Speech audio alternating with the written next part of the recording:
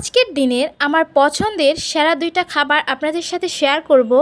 কাঁচা আম, যেটা আমার ভীষণ পছন্দের, সেটা যে কোনো রেসিপিতে, এই ধরেন কাঁচা আম মাখা, কাঁচা আমের আচার, কাঁচা আমের ডাল, মোট কথা সব রকমভাবে আমি কাঁচা আমটা অনেক বেশি পছন্দ করি। তার মধ্যেও কাঁচা আম মাখাটা আমার অনেক বেশি ভালো লাগে। পাশাপাশি আমার পছন্দের একটা স্ন্যাক্স আইটেম হচ্ছে বার্গার। আমার আগের ভিডিওগুলো দেখে থাকলে বুঝতে পারবেন, বেশ কয়েকবার বার্গার রেসিপিটা আমি আপনাদের সাথে শেয়ার করেছি। হে এভরিওয়ান, আসসালামু আলাইকুম, welcome back to my new another blog.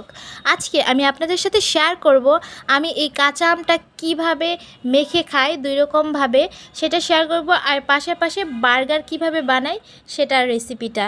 আশা করছি পুরোটা ভিডিও আপনারা অনেক বেশি উপভোগ করবেন আর আমার সাথেই থাকবেন।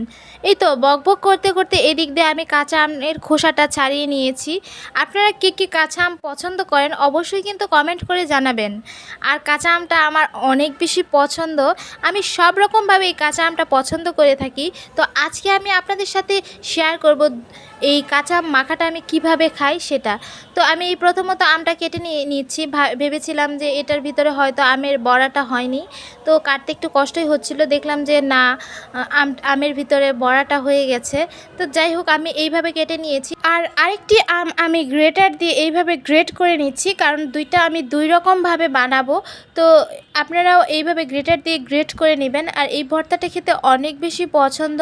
আর এটা বানাতে অবশ্যই আমার শুকনো মরিচের প্রয়োজন, আর সেটা অবশ্যই ভাজতে হবে।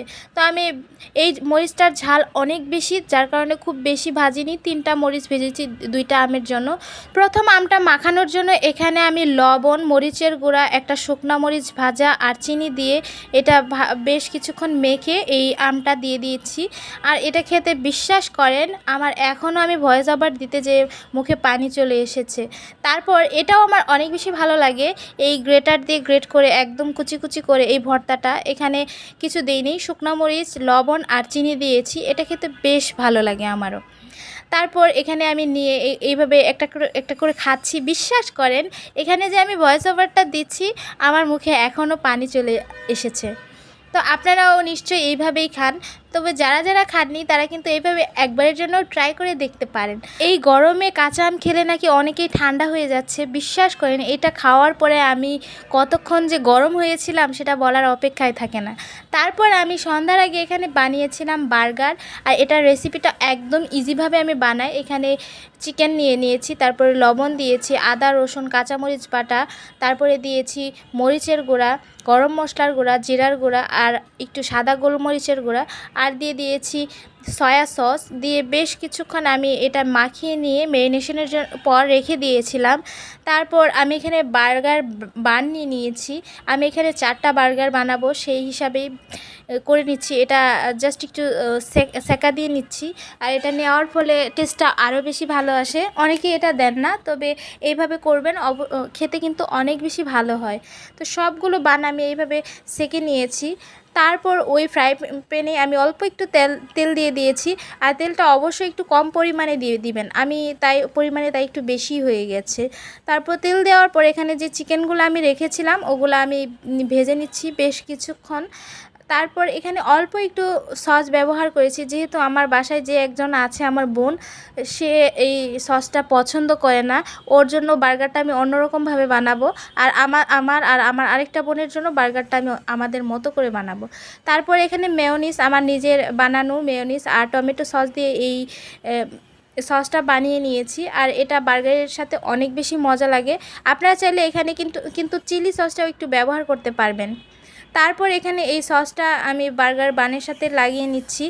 আর একটা বার্গার বানে আমি লাগাইনি, কারণ হচ্ছে আমার আরেকটা বোন, ও একদমই এইসব সস তারপরে সালাদ এগুলো পছন্দ করে না, ওর জন্য জাস্ট একটু অন্যরকমভাবে করছি।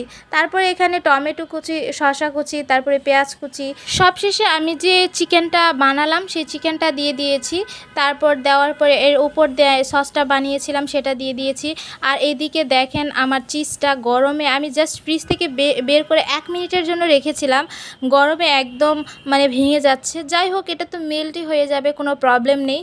আর এই দিক দিয়ে আমি এই বার্গারটা আমি রেখে দিব, যার কারণে ওটা এখন আমি করব না, ওটা রেখে দিয়েছি। আর এই 3টা বার্গার আমি এখন বানিয়ে নিচ্ছি, আমরা 3 বোন খাবো। তো তো যাই হোক, এগুলো সব কিছু দেওয়ার পরে একটু জাস্ট সেঁকে নিচ্ছি, তাহলে অনেক বেশি ভালো লাগে খেতে। আর এটাই ছিল আমার বার্গারের ফাইনাল লুক। কেমন হয়েছে অবশ্যই কিন্তু জানাবেন। তারপর আমরা তো গরমে অনেক বেশি অতিষ্ঠ হয়ে গেছি, এত পরিমাণ পানি খাচ্ছি কিন্তু পানির পিপাসা মিটছে না। পানি খেতে খেতে একদম অবস্থা খারাপ। এদিক দিয়ে আমি লেবু শরবত বানাচ্ছি, আমরা 3 বোন মিলে খাবো। তো যাই হোক, আপনারা লেবু শরবত কে কে পছন্দ করেন অবশ্যই কিন্তু কমেন্ট করে জানাবেন। আমার এই ছোট্ট ব্লগটি আপনাদের কাছে কেমন লাগলো সেটাও জানাবেন। সবাই অনেক অনেক বেশি ভালো থাকবেন, সুস্থ থাকবেন। আজ এই পর্যন্ত, আল্লাহ হাফিজ।